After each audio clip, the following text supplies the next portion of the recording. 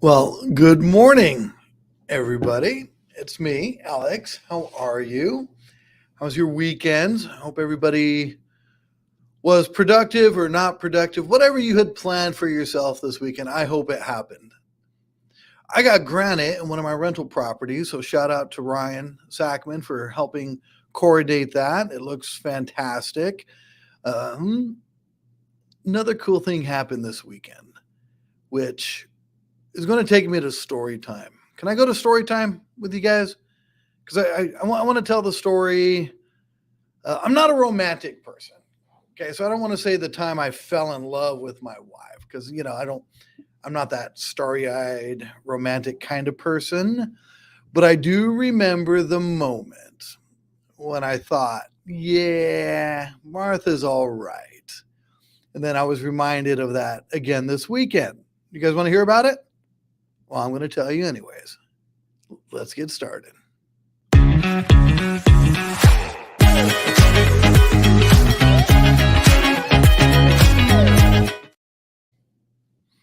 So me and Martha met at college at UNM in New Mexico. And we kind of bumped into each other. Her roommate was a friend of mine from high school. So we met. Um, she is a singer and she was in the performance arts at UNM. I went to watch her perform. I don't remember what it was, Merry Widow or something. And I remember hearing her sing. And I was just like, wow. I was just amazed. Like I said, I'm not going to say, you know, little Cupid heart, maybe like that Golden Corral frying pan guy. Maybe it's more like that, just bang on the head. But I've always been a big fan of her. I'm a fan of Martha, but I love her singing. So, fast forward 20 plus years and COVID, and she hadn't been able to sing anymore. So she decided to join a local choir in Paynesville, an all women's choir. It's adorable because you've got people fresh out of high school and people on the other end of the spectrum, but it was cute. It was good. But it reminded me, that moment when I met Martha, when I just fell for her. Every time I hear her sing, I just feel that.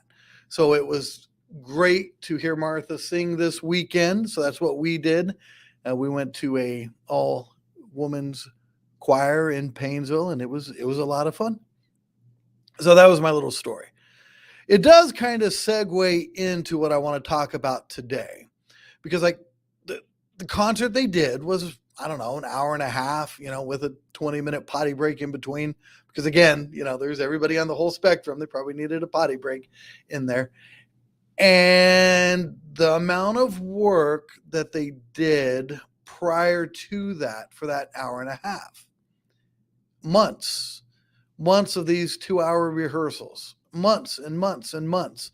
And not only that, they're going to have their other time at home where just a friend of mine here, let's share the comment. He's killing me. I'm laughing here. Kelly, hi. And yeah, where was I?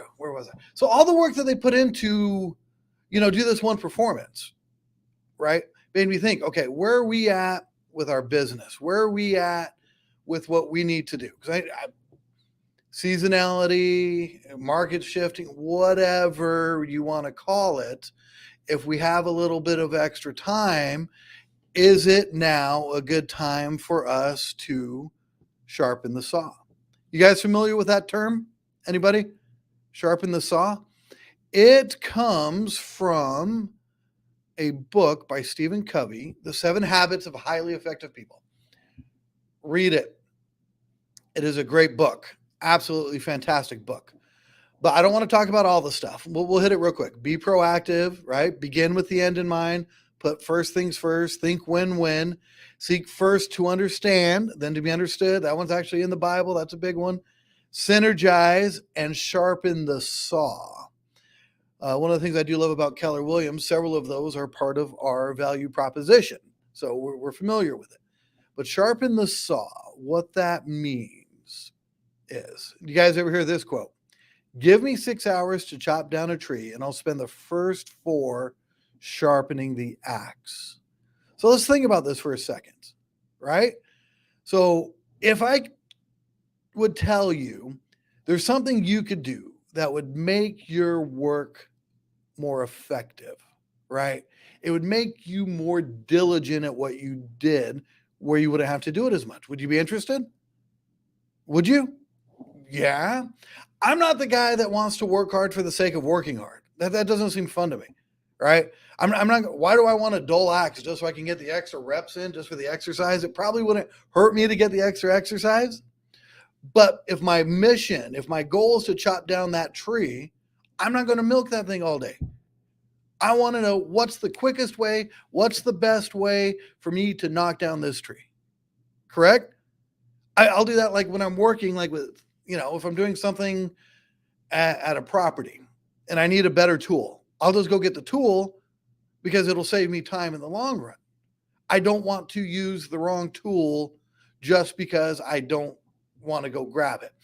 Or what I love right now is YouTube.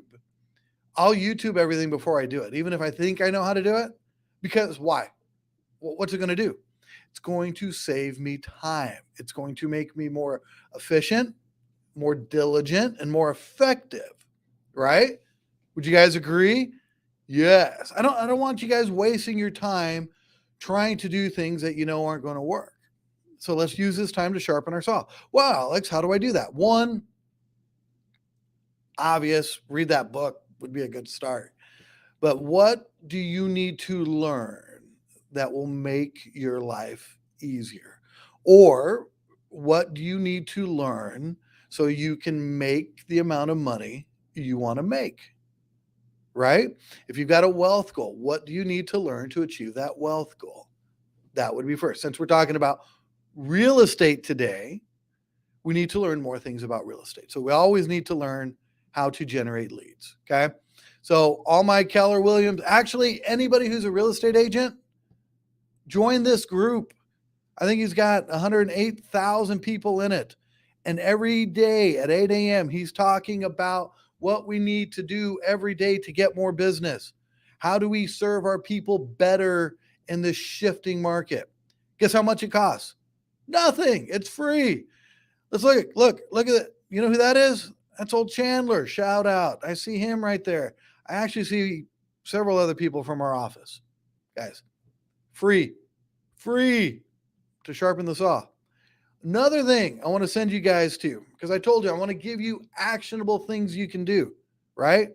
Is Keller Williams also, I'm looking for it on my little sidebar here, has one, we got our command, which is amazing, but they got YouTube.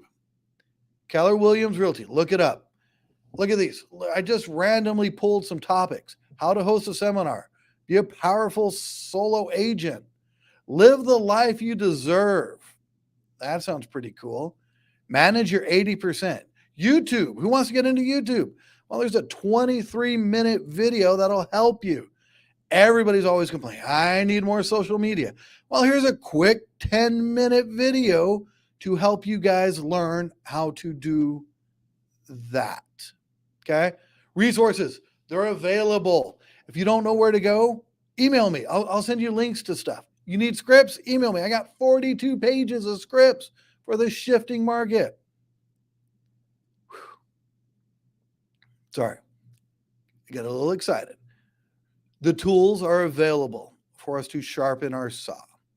I have a class I'm doing on Thursday, 12 to 1:30. That's all we're talking about.